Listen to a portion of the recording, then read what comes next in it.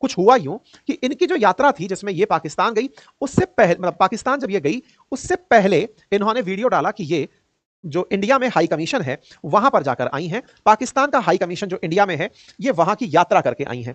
पाकिस्तान के high commission का भी इन्होंने अपने चैनल पर 30 मार्च 2024 को वीडियो डाला।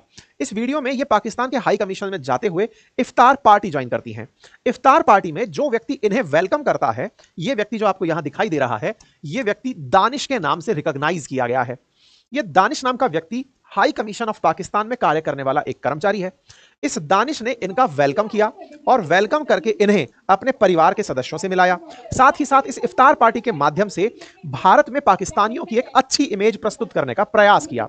ज्योति अपने व्लॉग के माध्यम से पाकिस्तान की एम्बेसी में जब गई तो वहां के हाव भाव, वहां का कल्चर, वहां के लोगों का जो शिष्टाचार है उसके बारे में लोगों को बताती हैं। ये सारे वीडियोस एक फ्रेम के अंदर बनते चले जाते हैं। लेकिन सारा मामला तब फैलता है जब इसी दानिश नाम के व्यक्ति को इसी महीने 13 मई को भारत सरकार ने देश छोड़ने के लिए कह दिया, यानी पर्सोना नॉन ग्राटा घोषित कर दिया कि आप इस देश में नहीं रह सकते।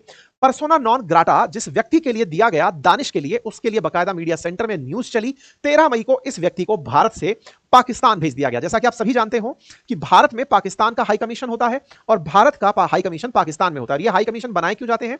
ताकि अगर कोई व्यक्ति इस तरफ से उस तरफ जा रहा हो तो उसे परमिशन लेने के लिए यहां पर उस देश का एक प्रतिनिधि छोड़ा जाता है और वो प्रतिनिधि अपने साथ खूब सारा स्टाफ रखता है और उन स्टाफ को दी गई परमिशन जो होती है, उन स्टाफ द्वारा उपलब्ध कराई गई जो सहूलियतें होती हैं, उन्हीं से उनकी यात्रा आगे की सुलभ होती है। तो ऐसे में पाकिस्तान की इस हाई कमीशन के द्वारा ज्योति को परमिशन ग्रांट की गई थी और इस परमिशन से ही ये वहां पहुंची थी। लेकिन जब दानिश को पर्सोना नॉन ग्राटा यानी कि इस शक के आधार पर कि तुम यहां पर जासूसी कर रहे हो, इस आधार पर जब उसे यहां से भेजा गया तो 13 तारीख को उसे भेजा गया और 15 तारीख को ज्योति को पकड़ने के लिए पुलिस आ गई। 13 तारीख के जस्ट 2 दिन बाद 15 को ज्योति की गिरफ्तारी के लिए हिसार पुलिस पहुंच जाती है। ज्योति मल्होत्रा ने इस दौर में क्या कुछ ऐसा किया जिसके चलते पाकिस्तान के साथ इनके संपर्क पुलिस को संभवतया नजर आए, उनमें से कुछ बातें इस तरह थी कि पहले यह पाकिस्तान की एम्बेसी गई थी और जब एम्बेसी गई थी तो ऑब्वियस सी बात है पाकिस्तान जाने के लिए आपको वाया एम्बेसी ही जाना होगा। लेकिन ये वहां जाकर दानिश से मिलती हैं और इनके एक दूसरे के साथ नंबर एक्सचेंज होती हैं और इस बार ये जब नंबर एक्सचेंज करती हैं तो दानिश के साथ ये काफी फ्रेंडली बातचीत करने लगती हैं और दानिश से पहले ही वीजा के बहाने फोन पर बातचीत करने लगती हैं। पहली बार 10 दिन के वीजा पर पाकिस्तान जाती हैं और ये सारा इंतजाम दानिश करवाता है। दानिश 2023 में जब ये पाकिस्तान जा रही होती हैं तो वहां पर अली अहवान नाम के एक व्यक्ति से इन्हें मिलने को कहते हैं। अली अहवान इनके घूमने फिरने का और रुकने का वहां इंतजाम करते हैं और अली अहवान ही इन्हें पाकिस्तान के खुफिया अधिकारियों से मिलवाते हैं, ऐसा मीडिया रिपोर्ट्स में कहा गया है। अगेन यहां जानने वाली बात यह है, ये जो भी बातें आप यहां सुन और पढ़ रहे हैं ये मीडिया में चल रही बातें हैं। पुलिस के द्वारा आधिकारिक रूप से ये कोई डिसीजन नहीं सुनाया गया है, ये कोई चार्जशीट में डली हुई लाइंस नहीं है। जब पुलिस के द्वारा न्यायालय के अंदर चार्जशीट पेश की जाएगी उसमें जो बातें होंगी वो फुल प्रूफ पुलिस के द्वारा जांच की गई बातें होंगी। लेकिन अभी जो आप बात सुन रहे हैं ये मीडिया द्वारा निकाली गई बातें हैं। मीडिया ने जो रिपोर्ट्स निकाली हैं, इनके पास जानकारी जो थी वो निकाली है, वो जानकारी मैं आपको कुछ पॉइंट्स के माध्यम से बता रहा हूं। जानकारी मिलती है कि अली ने उसकी मुलाकात शाकिर और राणा शहबाज नाम के व्यक्ति से कराई जो कि पाकिस्तानी खुफिया एजेंसी के अधिकारी थे। ज्योति ने शाकिर का मोबाइल नंबर ले लिया और उसके मोबाइल में किसी पाकिस्तानी नंबर का शक ना हो इसलिए उस व्यक्ति का नाम जट रंधावा के नाम से फीड कर लिया और फिर ये वहां से भारत लौट आती है। इसका मतलब अगर सीक्वेंस को आप ऑब्जर्व करें तो इस सीक्वेंस में इनका पाकिस्तान के एक खुफिया अधिकारी से संपर्क होना और उसका नंबर अपने मोबाइल में एक अन्य नाम से सेव करना ताकि उसे पहचाना ना जा सके, इस तरह से यहां पर देखा गया। यहां पर जब ये लौटती हैं तो यहां पहुंच करके ये व्हाट्सएप, स्नैपचैट और टेलीग्राम जैसे माध्यमों से खुफिया जानकारियां भेजने लगती हैं। पाकिस्तानियों को इन्होंने क्या क्या जानकारियां साझा की इसकी जानकारी खुद पुलिस को अभी तक नहीं लगी है, क्योंकि इन्होंने पाकिस्तान में भेजी गई तस्वीरों में व्हाट्सएप, टेलीग्राम और स्नैपचैट जैसे एनक्रिप्टेड प्लेटफॉर्म्स का उपयोग किया था, जिसके बारे में इन्होंने जो जानकारियां वहां साझा की उसमें पाकिस्तान के पक्ष में सोशल मीडिया पर एक सकारात्मक छवि पेश करने का काम इन्होंने किया। सकारात्मक छवि पेश करने के साथ साथ संवेदनशील जानकारियां भी साझा की, ऐसा निकलकर मीडिया रिपोर्ट्स में आ रहा है। ज्योति ने दानिश और उसके सहयोगी अली एहसान के लिए पाकिस्तानी खुफिया एजेंसियों से मुलाकात की और पाकिस्तान में उसके आने जाने और रहने की जो व्यवस्था करवाई वो खुफिया अधिकारियों ने ही कराई। ऐसा भी मीडिया रिपोर्ट्स में है कि ये इंडोनेशिया भी उनमें से एक खुफिया अधिकारी के साथ घूमने गई थी। ये इनकी कुछ तस्वीरें हैं जो इनके पाकिस्तान में जाकर बनाई और पाकिस्तान के पक्ष में लोगों के मन में एक सकारात्मक माहौल बने, इस तरह के वीडियोस इन्होंने अपने प्लेटफॉर्म पर डाले। केवल एक बार की इफ्तार पार्टी के बाद जब ये दोबारा इफ्तार पार्टी में वहां गई तो इस तरह का माहौल बनने लगा कि ये पाकिस्तान के पक्ष में भारत के अंदर माहौल बना रही हैं, पाकिस्तान के लिए एक सकारात्मक रवैया बना रही हैं। दुश्मन कितना भी प्यारा हो, अल्टीमेटली दुश्मन ही रहता है, वो भेड़िए की भेष में होता है और वो कोई मौका नहीं चूकता किसी तरह से अपने लिए लोगों को एज एन एसेट यूज करने में। इस ज्योति के साथ भी खुफिया एजेंसीज संभवतया ऐसा ही कर रही थी, ये इन लोगों के ट्रैप में थी और ये साथ साथ उन्हें सूचनाएं साझा कर रही थी, ऐसा रिपोर्ट्स में खुलासा हो रहा है। रिपोर्ट्स के साथ साथ जो वीडियोस निकले उनमें कुछ इस तरह की तस्वीरें भी थी जिसमें ये पंजाब के मुख्यमंत्री या फिर कहिए तो नवाज शरीफ की बेटी मरियम नवाज के साथ वीडियो में दिखाई देती हैं।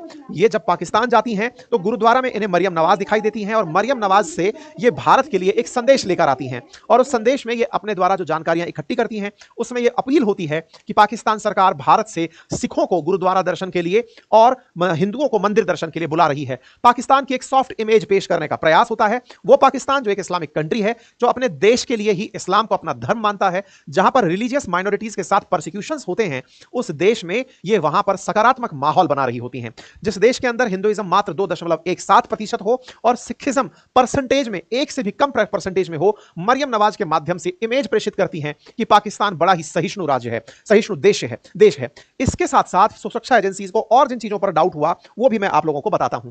जानकारी ये निकलकर आई कि ये रहती देश में बड़े ही साधारण तरीके से थी, लेकिन जब देश के बाहर घूमने जाती थी तो ये देश से बाहर फर्स्ट क्लास फ्लाइट का यूज किया करती थी, फर्स्ट श्रेणी में सफर किया करती थी, फिर चाहे दुबई जाना हो या चाइना जाना हो। और इनकी जो चाइना की यात्रा है, उस यात्रा के बाद से सुरक्षा एजेंसीज की नजर इन पर बन गई। मैं आपको जानकारी दे दूं कि आजकल इन्फ्लुएंसर्स पर कुछ सुरक्षा एजेंसीज की नजर वैसे भी रहती है, क्योंकि ये कहीं ना कहीं पैसे का कहीं गलत दुरुपयोग तो नहीं कर रहे या पैसे का कुछ इस तरह का गोलमोल तो नहीं कर रहे। इन सब चीजों के ऊपर पुलिस की वैसे भी जांच एजेंसीज की नजर रहती है।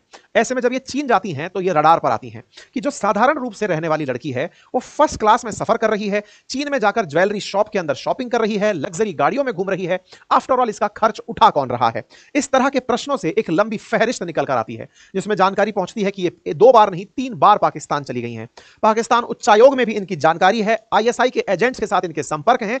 5 उपाक उच्चायोग के अंदर दानिश, जो कि पर्सन नॉन ग्रांटा भारत सरकार ने घोषित किया था, उससे ये मुलाकात करती हैं। इन सबके साथ साथ कश्मीर में भी इनका वहां जाना बताया जाता है एलिजिटली कि ये उन क्षेत्रों में गई जहां पर आतंकी हमला हुआ। हालांकि कश्मीर में जब भी लोग घूमने जाते हैं तो पहलगाम उनका one of the favourite destination होता है घूमने के लिए, लोग जिसे प्रेफर करते हैं। इसी वजह से जांच एजेंसीज ने अभी तक अपनी तरफ से कोई फाइनल प्रूफ जानकारी मीडिया को नहीं दी है। उनका यही कहना है कि जब तक हमारे पास पुख्ता जानकारी नहीं होगी या हम अपनी जांच से संतुष्ट नहीं हो जाएंगे, हम मीडिया को कोई जानकारी नहीं देंगे। लेकिन मीडिया ने इनके बारे में जो जानकारी जुटाई वो मैंने आप लोगों को बता दी। इसके चलते इन्हें जांच एजेंसीज के द्वारा 15 तारीख को घर से गिरफ्तार कर लिया जाता है। उसके बाद गिरफ्तारी की बात जब सामने आती है तो इन्हें 5 दिन की रिमांड पर लिया जाता है। 18 मई को हिसार के एसपी शशांक बताते हैं कि ये आईएसआई के टच में थी, इसीलिए जांच एजेंसीज इनके साथ जांच कर रही हैं। 19 मई को national investigating agency that is NIA इनके बारे में जांच करती है और इन्हें चंडीगढ़ ले जाती है और इनसे पूछताछ होती है। एनआईए फिर इन्हें पठानकोट भी ले जाती है। पठानकोट क्यों ले जाती है?